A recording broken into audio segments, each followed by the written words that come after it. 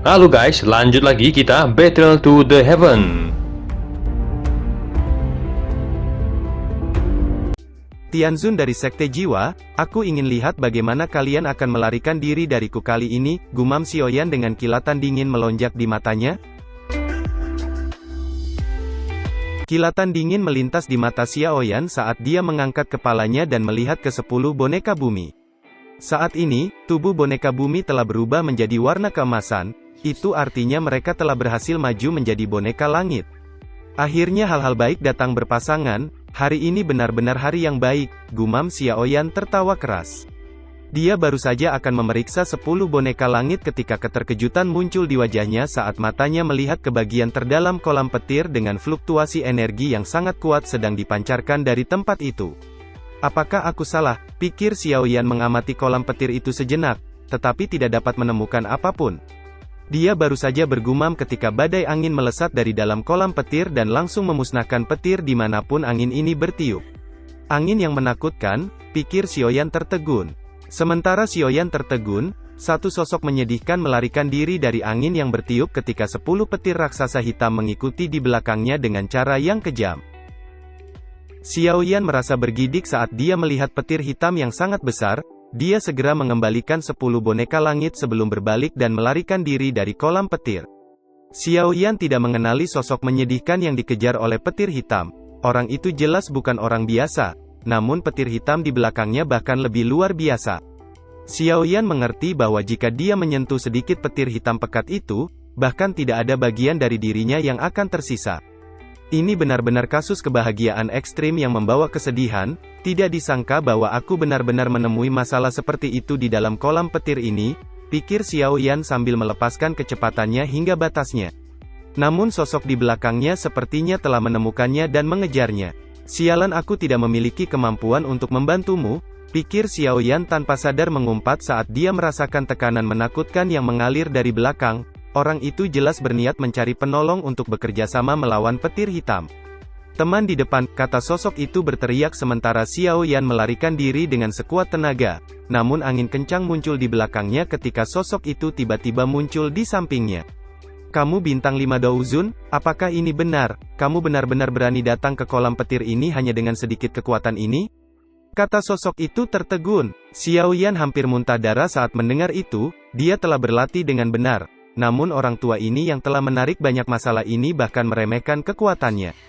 Petir muncul di bawah kakinya dan dia bergegas maju dengan seluruh kekuatannya setelah melirik sekilas sosok tua di sampingnya. Jubah sosok tua itu sebagian besar compang camping karena dihancurkan oleh petir. Namun yang menyebabkan Xiaoyan merasa agak terkejut adalah bahwa orang tua ini masih baik-baik saja, seolah petir hitam menakutkan itu tidak menyebabkan banyak kerusakan. Orang tua ini jelas bukan orang biasa, aku ingin tahu dari mana ahli tersembunyi ini berasal? Pikir Xiaoyan, orang tua itu bahkan berani melangkah ke bagian terdalam dari kolam petir di mana Xiaoyan tidak berani menjelajah. Selain itu, dia dengan mudah bisa mengejar Xiaoyan bahkan setelah lari dengan seluruh kekuatannya, sepertinya kecepatan dan kekuatan orang tua ini jauh melampauinya. Sialan, petir hitam itu terlalu cepat bukan? Teman kecil, aku pergi dulu. Kata sosok tua itu sebelum mengeluarkan teriakan aneh dan ruang di depannya berubah saat dia memasukinya dan sekejap muncul 1000 meter jauhnya. Bajingan tua, gumam Xiaoyan tercengang saat melihat lelaki tua itu melarikan diri dengan cepat. Sayap tulang muncul di punggungnya dan mengepak membuat kecepatannya tiba-tiba melonjak. Dalam beberapa kilatan, Xiaoyan muncul dari jarak yang sangat jauh dan melarikan diri tanpa menoleh. Xiaoyan nampak tersengal setelah keluar dari kolam petir. Ketakutan masih melekat di wajahnya, sulit membayangkan akhir menyedihkan seperti apa yang akan menimpanya jika dia disambar petir hitam besar itu. Tidak disangka, kolam petir itu tidak semen yang aku bayangkan, pasti ada sesuatu yang menakutkan di bagian terdalam. Kalau tidak, orang tua itu tidak akan melompat-lompat. Gumam Xiaoyan. Xiaoyan baru saja bergumam ketika suara sosok tua itu tiba-tiba terdengar, apakah itu benar? Kamu pikir petir itu menyebabkan saya melompat-lompat? Jika saya tidak takut melakukan sesuatu yang akan menimbulkan kerusakan di dalam kolam petir itu, aku telah menghancurkannya, kata sosok tua itu. Xiaoyan buru-buru mengangkat kepalanya saat mendengar itu hanya untuk melihat lelaki tua yang menyedihkan itu melayang di depannya dan menatapnya. Sudut mulut Xiao Yan tanpa sadar bergerak-gerak saat melihat lelaki tua ini. Namun karena kekuatan menakutkan pihak lain, dia hanya bisa menelan umpatan sebelum bertanya, "Apa itu tadi?" "Itu hanya sekelompok monster petir yang memiliki beberapa kecerdasan," kata orang tua itu mengerutkan bibirnya. Xiao Yan mengerutkan keningnya saat mendengar itu. "Anak kecil, kamu cukup cepat. Awalnya aku berpikir untuk membantumu, tapi kamu tiba-tiba melarikan diri," kata orang tua itu menggosok kedua tangannya dan tersenyum. "Aku hanya beruntung," kata Xiao Yan. "Anak kecil, binatang magis yang ada jauh di dalam kolam petir itu sangat aneh. Mereka semua terbentuk dari petir, jika seseorang bisa menyerapnya, itu adalah makanan yang sangat bagus. Sepertinya kecepatanmu cukup bagus, mengapa kita berdua tidak bekerja sama dan memasuki wilayah yang dalam untuk bersenang-senang," kata orang tua itu tersenyum. Xiao Yan tersenyum getir saat mendengar itu dan buru-buru menggelengkan kepalanya. "Masuk ke bagian dalam, lelucon macam apa ini? Hanya satu petir hitam saja bisa membunuhnya. Selain itu orang tua ini kelihatannya tidak dapat dipercaya. Apakah ini benar? Keberanian anak muda saat ini benar-benar tidak bagus," kata orang tua itu tanpa sadar meringkuk mulutnya saat melihat Xiao Yan menggelengkan kepalanya. Dia dengan malas berkata, "Namun ini adalah takdir kita bertemu. Nama keluarga saya Mang Cik, namun sepertinya orang kecil sepertimu tidak akan tahu nama diriku yang dulu." "Nama keluarga Mang Cik," kata Xiao Yan berpikir sejenak tetapi tidak menemukan ahli pamungkas dengan nama seperti itu. "Memang generasi muda yang bodoh," kata Mang Cik menghela napas saat melihat Xiao Yan benar-benar tidak mengenalinya. Sebuah suara angin membelah tiba-tiba bergegas dari jarak yang sangat jauh sementara Xiao Yan tidak bisa berkata-kata. "Adik Xiao Yan, apa kamu baik-baik saja?" teriak Hei King dari kejauhan. "Itu adalah seorang dari suku naga kuno?" kata sosok tua itu sedikit terkejut saat melihat Hei King bergegas mendekat. Dia melirik Xiao Yan dengan sedikit aneh bahwa manusia biasa akan memiliki hubungan dengan suku naga kuno. "Lupakan saja, aku akan pergi dulu. Teman kecil, penampilanmu tidak buruk, namun ada terlalu banyak celah antara kamu dan aku, kamu harus bekerja keras," kata Mang Cik yang sepertinya tidak mau bertemu dengan orang lain sebelum berbalik dan menghilang ke dalam celah spasial. "Akhirnya aku menemukanmu," kata Hei King menghela nafas lega ketika dia melihat Xiao Yan baik-baik saja. "Aku mengalami masalah kecil di dalam kolam petir, karena itu aku terbang keluar. Latihanku telah selesai, kita harus kembali," kata Xiao Yan. "Baiklah. Tempat ini sangat membosankan," kata Hei King dengan senang.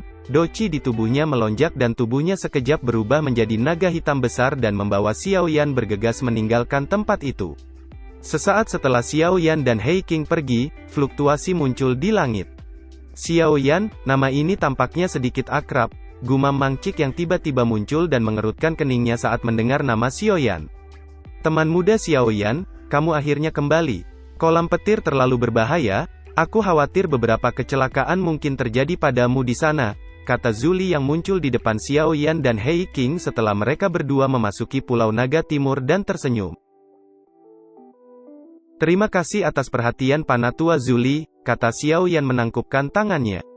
Di belakang Zuli, Xiao Yan melihat ada dua Panatua yang belum pernah dia lihat sebelumnya. Dia bisa merasakan kekuatan mereka yang berada di bintang 8 Dozun. Keduanya juga adalah Panatua. Mereka telah berlatih di alam kosong dan baru saja kembali, kata Zuli tersenyum. "Salam untuk kedua Panatua," kata Xiao Yan menangkupkan tangannya. Kedua Panatua itu tersenyum dan membalas salam. Zuli telah memberitahu mereka tentang hubungan Xiao Yan dan Kaisar Naga, tentu mereka tidak akan berani meremehkannya. "Tuan muda Xiao Yan," teriak King Lin dengan gembira. Dia dengan cepat melesat dan sekejap berdiri dengan cantik di depan Xiao Yan. "King Lin, kamu telah keluar dari retreatmu?" tanya Xiao Yan terkejut. "Iya, itu semua berkat aura naga di dalam makam naga kuno. Selain itu, beberapa Panatua telah membantuku. Baru setelah itu jiwa ular langit berkepala 9 dapat dimurnikan," kata King Lin tersenyum manis.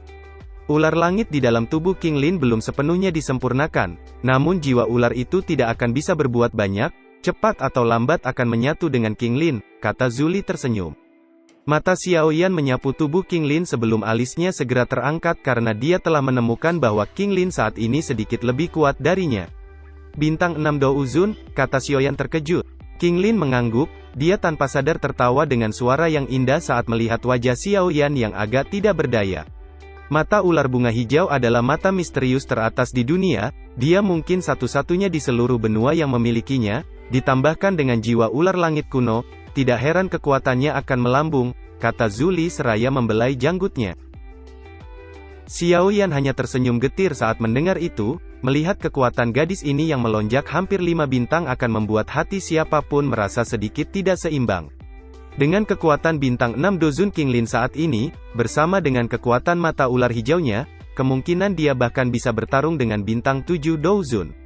Selain itu kemampuan penyegelan mata ular hijaunya pasti telah diperkuat, bahkan mungkin memiliki kekuatan untuk menyegel ahli Dozun bintang 7 dari suku ular. Panatua Zuli, apakah Ziyan masih belum meninggalkan retreatnya? Tanya Xiao Yan. Belum, Kaisar Naga akan membutuhkan waktu yang lama kali ini, aku juga tidak yakin kapan dia akan meninggalkan retreatnya, kata Zuli mengerutkan keningnya. Kalau begitu, aku tidak akan bisa tinggal di sini lebih lama lagi, aku sudah pergi terlalu lama, guru mungkin khawatir jika aku terus berada di luar, kata Xiao Yan. Baiklah, teman muda Xiao Yan, kamu harus bawa token giok spasial ini. Kamu dapat menghancurkannya jika kamu ingin datang ke Pulau Naga Timur, kekuatan spasial di dalamnya akan membentuk terowongan spasial dan membawamu ke sini, kata Zuli tersenyum sambil menyerahkan token giok perak spasial. Jika ada masalah di Pulau Naga di masa depan, aku akan melakukan yang terbaik untuk membantu, kata Xiao Yan menangkupkan tangannya. Sampaikan salamku pada Yao Chen saat kamu kembali ke Paviliun Bintang Jatuh, kata Zuli tersenyum dan mengangguk pada Hei King. Hei King di sampingnya melambaikan tangannya saat melihat anggukan itu, sebuah celah spasial muncul di langit saat dia berkata sambil tersenyum, adik Xiao Yan, silahkan. Xiao Yan sekali lagi menangkupkan tangannya ke beberapa panatua sebelum melangkah ke celah spasial, King Lin dan Hei King mengikuti di belakangnya sebelum perlahan menghilang. Xiao Yan memandangi pegunungan tak berujung dan tanah yang membentang di kejauhan saat dia melangkah keluar dari celah spasial. Adik Xiao Yan, kamu akan mencapai Paviliun Bintang Jatuh dalam waktu kurang dari setengah hari jika kamu pergi ke utara dari sini. Karena situasi di dalam suku, aku terburu-buru untuk kembali, karena itu aku tidak dapat mengantarmu ke Paviliun Bintang Jatuh. Setelah masalah besar suku naga kuno diselesaikan, aku akan membantumu menghabisi anggota Sekte Jiwa, kata Hei King sambil menepuk dadanya dan tertawa. Xiao Yan tersenyum dan mengangguk mendengar itu. Baiklah, kita berpisah di sini, kata Hei King melambaikan tangannya sebelum berbalik dan menghilang ke celah spasial. Di dalam ruangan besar Paviliun Bintang Jatuh, nampak Yolao dan Feng Zunze sedang berdiskusi. Mereka akhirnya kembali, kata Yolao tersenyum. Suara Yolao baru saja terdengar ketika fluktuasi muncul di dalam ruangan dan dua sosok perlahan muncul dari ruang yang berfluktuasi. Xiao Yan, gumam Feng Zunze sedikit terkejut saat melihat Xiao Yan karena dia merasakan doci Xiao Yan sedikit lebih kuat darinya saat ini. Sepertinya kamu telah memperoleh cukup banyak hal yang bagus dari perjalananmu kali ini, kata Yolao tersenyum. Xiao Yan tersenyum dan menangkupkan tangannya sebelum menemukan kursi di samping dan menjelaskan situasi perjalanannya. Tidak disangka kamu bisa berteman dengan suku naga kuno, aku juga punya kabar baik, kata Yolao tersenyum seraya menyeruput tehnya. Apa itu? Tanya Xiao Yan terkejut. Ini terkait dengan api lotus iblis, kata Yolao. Api lotus iblis? Kata Xiao Yan dengan sukacita yang segera melonjak ke wajahnya. Apakah guru telah memperoleh pecahan peta yang terakhir? Tanya Xiao Yan terkejut. Api lotus iblis adalah peringkat ketiga di peringkat api surgawi, dengan menelan dan memurnikannya, dia akan bisa naik ke puncak kelas Douzun. Bagaimana bisa begitu mudah, kata Yolao menggelengkan kepalanya tanpa daya seraya menuangkan teh ke cangkir Xiao Yan. Api lotus iblis adalah api surgawi yang sangat misterius. Bahkan aku sendiri belum pernah melihatnya, kata Yolao. Lalu apa kabar baik yang guru sebutkan? Kata Xiao Yan. Kami memang belum mendapatkan pecahan peta terakhir, tapi kami telah menemukan beritanya, kata Yolao sambil mengusap janggutnya dan tersenyum.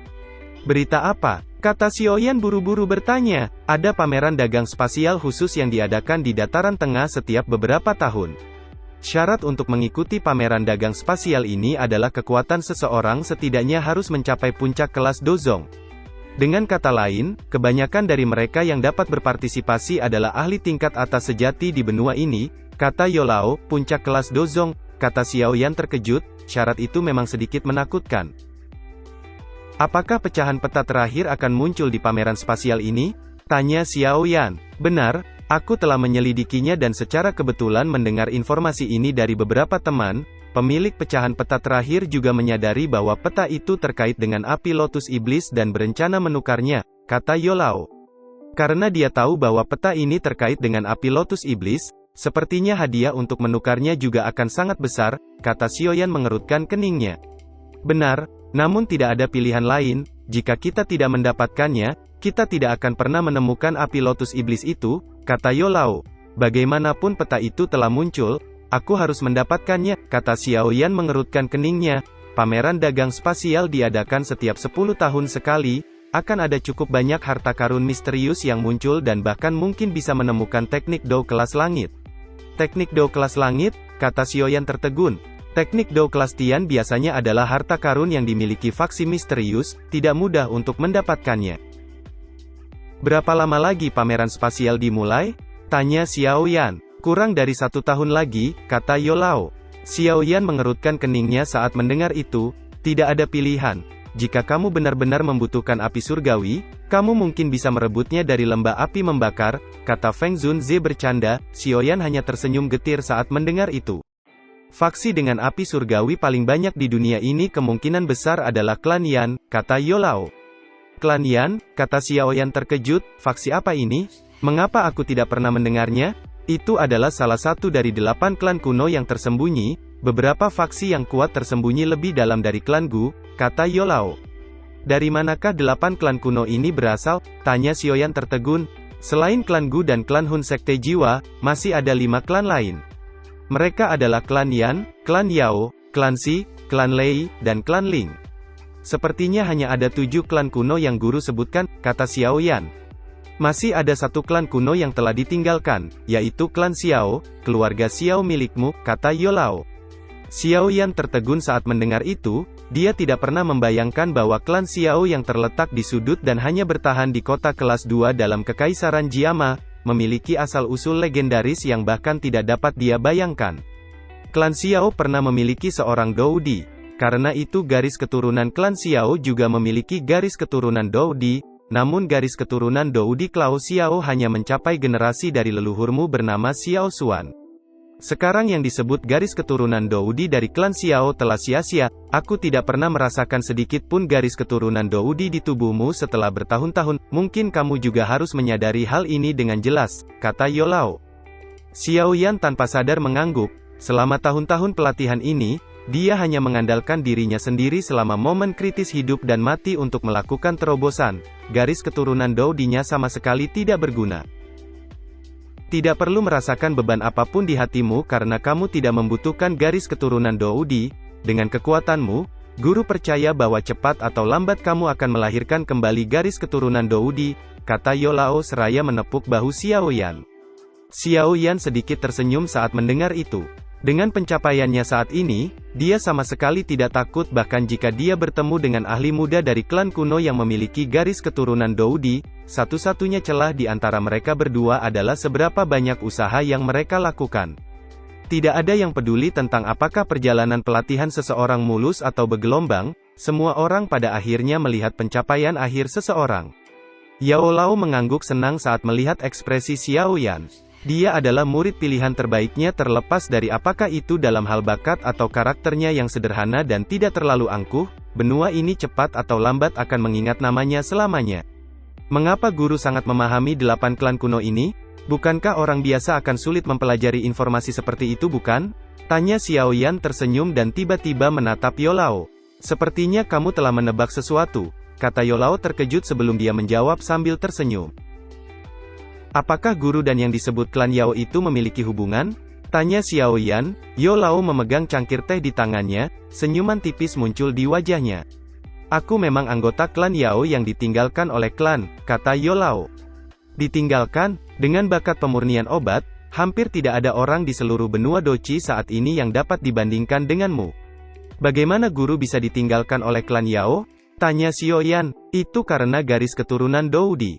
Terlahir dalam klan kuno datang dengan tekanan yang jauh lebih besar daripada tempat lain, di sana status seseorang dibedakan oleh kekuatan garis keturunannya, garis Doudi yang mengalir di tubuhku sangat tipis, aku akhirnya dikeluarkan karena kegagalan misi yang aku lakukan. Aku tidak puas setelah pergi dan mulai mengerahkan semua upaya untuk menyempurnakan pil dan menjelajahi dataran tengah sendirian, berkutat selama hampir 1 abad dan memperoleh beberapa pencapaian. Saat itu aku masih memiliki pemikiran aneh bahwa klan akan memanggilku kembali, namun seiring berjalannya waktu, harapan semacam ini berangsur-angsur lenyap. Klan Yao mungkin tempat yang membesarkanku, tapi aku tidak terlalu menyukai mereka. Orang tuaku meninggal ketika aku masih kecil dan bahkan tidak mengingatnya. Selain itu, hanya beberapa anggota klan Yao yang mengetahui bahwa aku pernah menjadi anggota klan itu, bahkan sekte jiwa tidak menyadarinya, kata Yolao. Dengan kekuatan guru saat ini, tidak ada yang bisa menghentikanmu jika kamu ingin kembali ke klan Yao bukan? Kata Xiao Yan. Apakah ada artinya kembali ke tempat semacam itu? Selama ini aku hanya menyadari bahwa diriku adalah Yao Chen, bukan Yao dari klan Yao. Karena mereka berpikir bahwa aku adalah orang yang tidak berguna, akan kutunjukkan kepada mereka bahwa orang-orang tanpa garis keturunan Doudi dapat benar-benar menjadi ahli puncak di benua.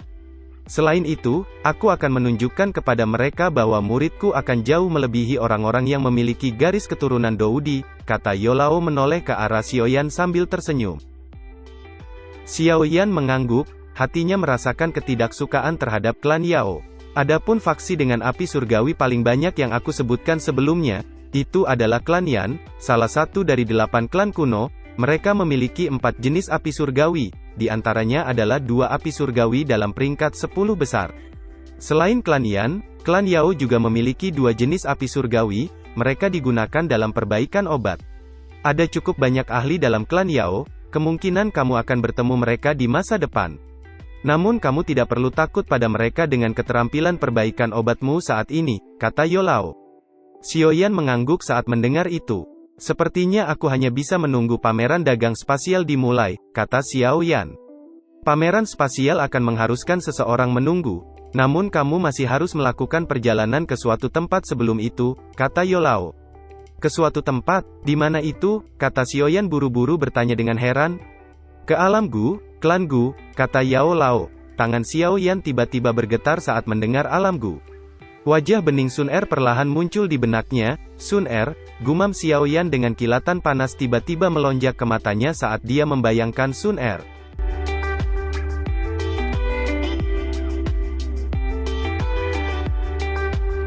Cerita pun selesai, nantikan spoiler selanjutnya guys.